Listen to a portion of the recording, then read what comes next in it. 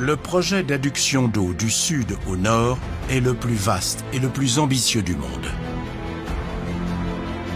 Une fois terminé, le réseau s'étendra sur 4350 km, une distance supérieure à celle qui sépare New York de Los Angeles. 3 tronçons, à l'est, à l'ouest et au centre, relieront des fleuves du sud au nord de la Chine. 50 ans de travaux seront nécessaires pour y parvenir. Une fois terminés, ces 3 voies achemineront chaque année 45 000 milliards de litres d'eau. Je suis très fier de travailler ici, parce qu'on va fournir de l'eau potable à des millions de gens.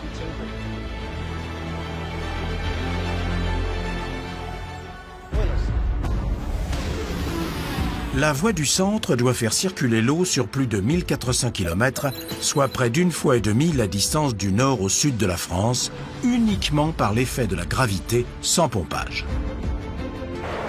À son point de départ, le réservoir de Danjiangkou retient 29 000 milliards de litres d'eau. Puis l'aqueduc de Chahe transporte l'eau sur 9 km avec un débit de 380 000 litres par seconde. L'eau passe ensuite sous le fleuve Jaune et arrive 15 jours plus tard à Beijing. Dans le sud de la Chine, les ingénieurs ont réussi l'impossible. Le barrage de Danjiangkou est 12 fois plus long que celui de Michael O'Shaughnessy, mais ils ont tout de même réussi à le surélever de 15 mètres. C'est l'un des barrages les plus longs que j'ai jamais vus. Il est gigantesque. Et on voit bien la jonction entre le barrage d'origine et la nouvelle portion. Cet ouvrage est si grand qu'on a vraiment l'impression qu'il nous entoure. C'est vraiment stupéfiant. Et avec le soleil qui se couche, c'est magnifique.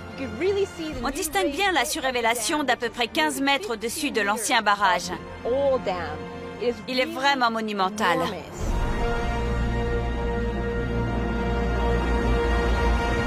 La jonction entre le béton existant et le nouveau était le principal enjeu. Comme pour le barrage O'Shaughnessy, le secret consistait à accroître la surface de contact.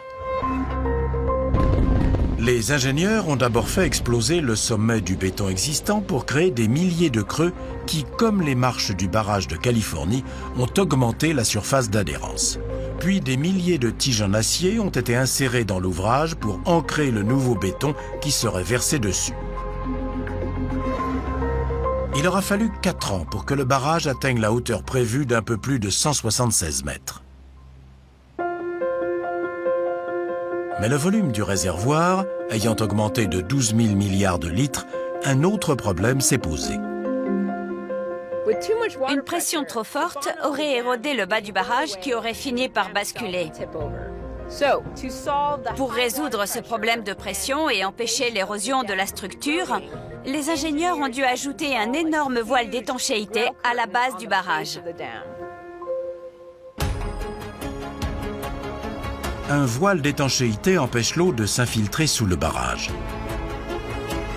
Un coulis imperméable est injecté sous sa base. Il forme alors un énorme mur ou rideau souterrain sur une profondeur de 65 mètres qui assure la stabilité du sol sous le barrage. Les ingénieurs ont réussi à rehausser le barrage et à augmenter le volume du réservoir, mais ce n'est que le point de départ du très long trajet de l'eau.